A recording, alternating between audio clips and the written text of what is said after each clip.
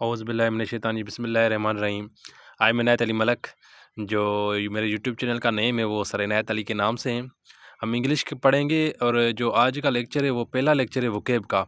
तो वोकैब का जो पार्ट 1 वीडियो है वो आज वाली वीडियो है पार्ट 1। अच्छा हाँ, जो आज का जो वर्ड है जो एम्ब्रेस्ड है। अच्छा, इससे पहले मैं आपको बता दूं कि क्या-क्या चीज़ें हम इसमें पढ़ेंगे। हम पहले पढ़ेंगे उसमें इसके यूसेज पढ़ेंगे और कहाँ-कहाँ पे ये यूज़ होता है, और जो उस एक वर्ड है उसकी सिनोनिम कौन से हैं और उस सिनोनिम की भी मीनिंग पढ़ेंगे। और उस वर्ड को हम एज़ विजुअली पढ़ेंगे, तस्वीरों के थ्रू, पिक्चर्स के थ्रू, क्योंकि कुछ चीज़ें जो है हम जल्दी भूल जाते हैं। तो जब हम तस्वीर के थ्रू जब कोई चीज़ देखते हैं तो हमें ईज़िली रिकॉल हो जाती है। तो हम इसको एज़ पिक्चर्स के थ्रू भी पढ़ेंगे। जो अच्छा टॉपिक पे आ जाएँ, आज का जो वर्ड है वो एम्ब्रेस्ड है। एम्ब्रेस्ड की जो मीनिंग है वो है शर्मसार या शर्मिंदा। जब कोई बंदा शर्मसार होता है या शर्मिंदा होता है ना, उसको सिंपल में एम्ब्रेस्ड कहते हैं। अब ये एक तस्वीर है, इसको आप अपने माइंड में लॉक कर दें। इस तस्वीर में 4-5 बंदे हैं जो क्या फ़ील कर रहे हैं, वो एम्ब्रेसमेंट फ़ील कर रहे हैं, शर्मिंदा हो रहे हैं।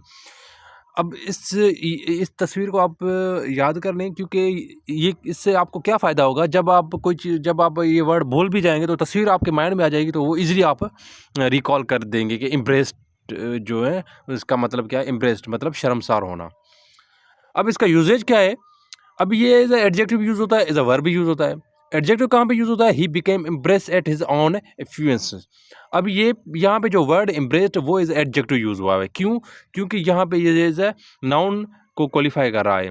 सिंपल में दूसरे एग्ज़ाम्पल पे एज़ अ वर्ब है, she wouldn't impress either of them by making a scene.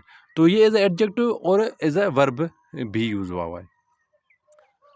Impress के सिनोनिम कौन से हैं? इम्प्रेस के सिनोनिम है अबेस्ड, शेम, अशेम्ड, मोटिफाई, ये 4 इसके सिनोनिम है। अब आ जाएँ इसके ऊपर इसके सिनोनिम के ऊपर।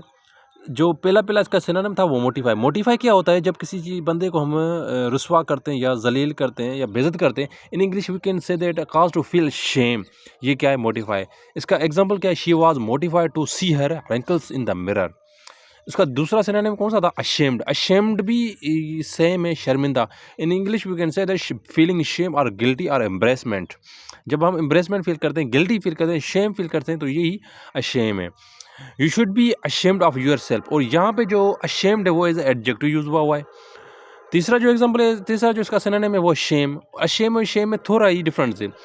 शेम का भी मतलब बेइज्जती और रुसवाई होता है। In English we can say the state of dishonour is called shame. इसका एग्जांपल है कि she was hot with shame. अब यहाँ पे जो शेम है वो इज अ नाउन वो यूज हुआ है। इसका जो दूसरा एग्जांपल है, I try to shame him into giving some away. यहाँ पे जो शेम यूज हुआ है वो इज अ वर्ब यूज हुआ है। जो लास्ट इसका सिनोनिम है वो अबेस्ड। अबेस्ड का मीनिंग क्या है? शर्मिंदा होना, शर्मसा होना। Same, she was not abashed at being caught. अब इस यहाँ पे जो अबेस्ड यूज वर्ड हुआ है वो इज अ वर्ब यूज हुआ है। तो हमने एम्ब्रेस्ड वर्ब पढ़े, उसके सिनोनिम पढ़े, उसके यूजेज पढ़े और एक पिक्चर दिखाई ताकि आपके माइंड में ये वर्ड लॉक हो जाए। थैंक्स। चैनल को सब्सक्राइब करें।